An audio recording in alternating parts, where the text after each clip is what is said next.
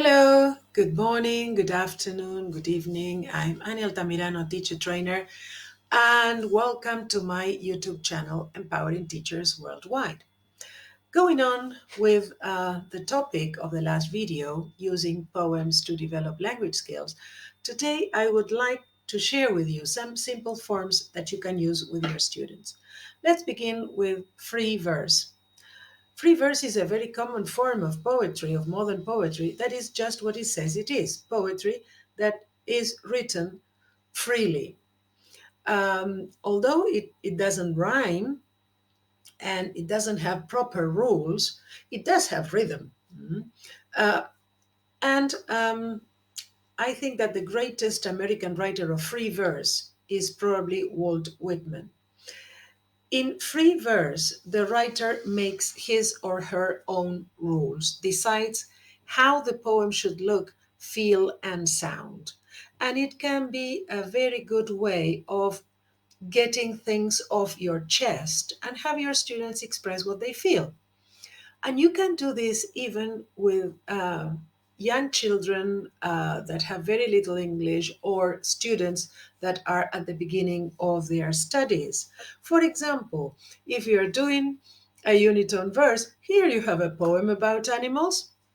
Lion, snake, leopards. Oh no! Lizards, snails, cockroaches. Oh no! These things are scary, you know?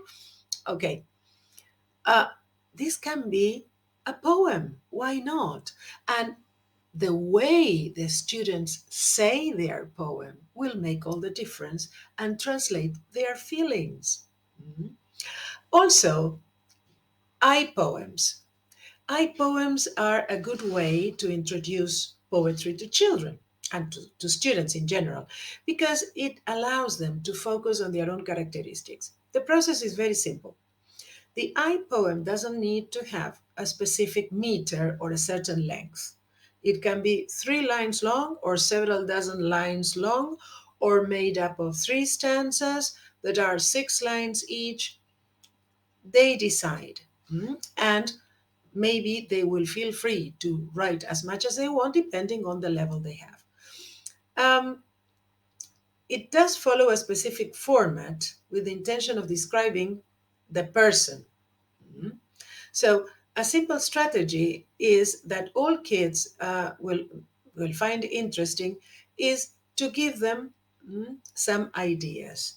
Yes. So, uh, for example, they can write a paragraph entitled "Who am I?" They can write whatever they want. Yes. They go back to the poem or to the text and start breaking the paragraphs into lines.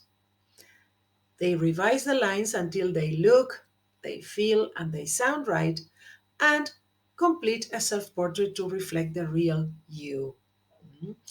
Um, Tell students to try and avoid the obvious and the ordinary. Don't tell, they shouldn't tell the readers things they can learn just by looking at them or knowing them for one day.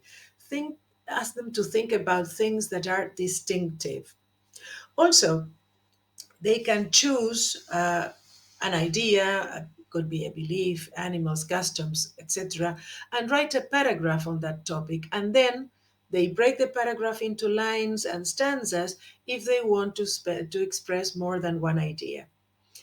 Um, if they have written about an object or someone other than themselves, they can compile the poems and create one large poem with music, for example.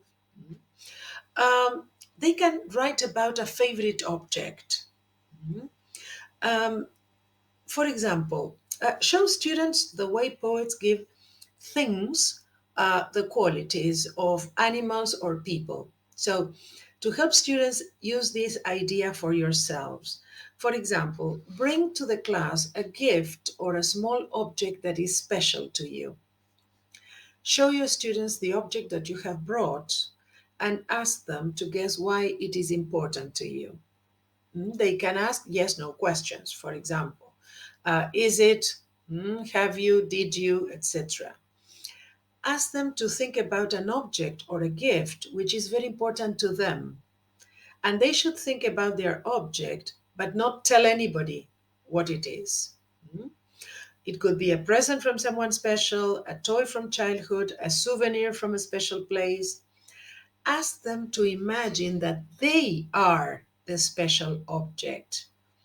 And then give them this frame, mm, and ask them to finish each of the sentences. Mm. So this is the object speaking. Yes? And this is what the object sees, what it hears, what it remembers, what it knows about the person, mm, um, who gave it to somebody or the person who received it. Yes? When they have finished writing their poem, they can read it to the rest of the class and ask the class or a partner to guess what the object is. Mhm. They can also make a poem from an existing one. There are certain simple poems. For example, this poem by William Carlos Williams. It's a very simple poem, and you can break it into questions. For example, I have eaten what?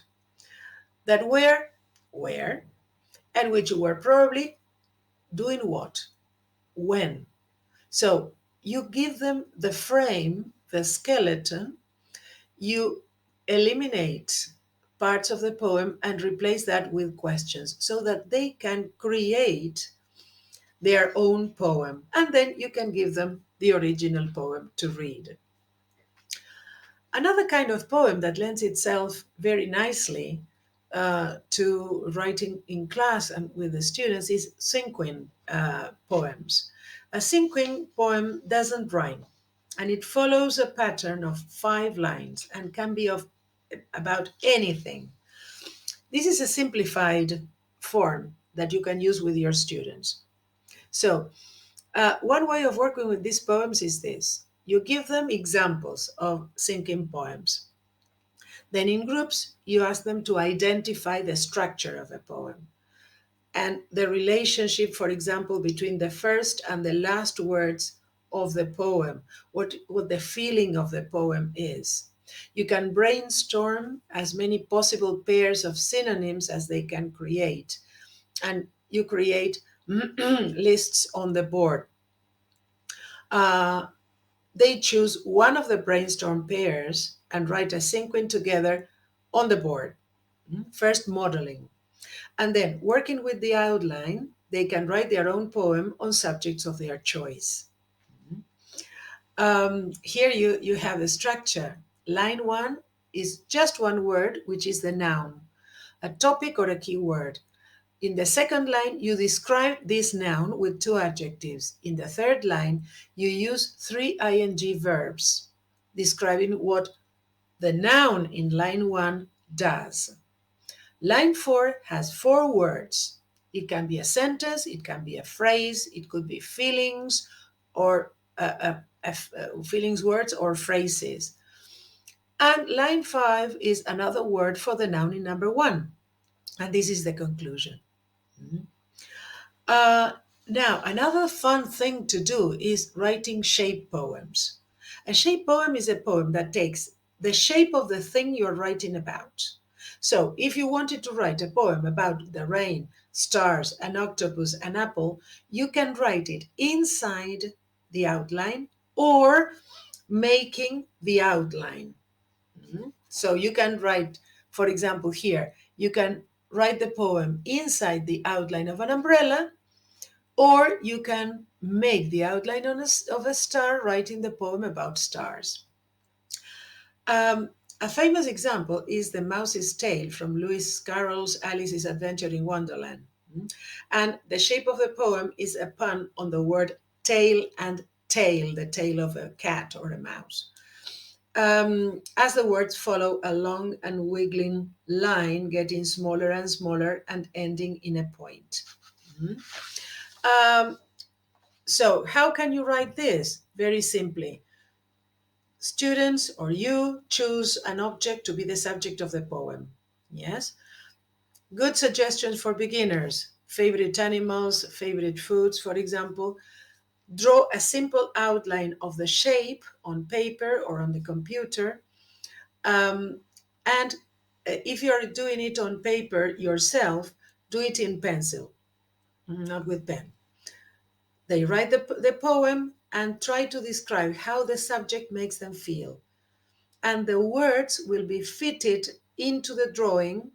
So they shouldn't make it too long. Between 6 and 12 lines is probably a good length. And it doesn't have to rhyme. No rhyme here. It's free verse, remember.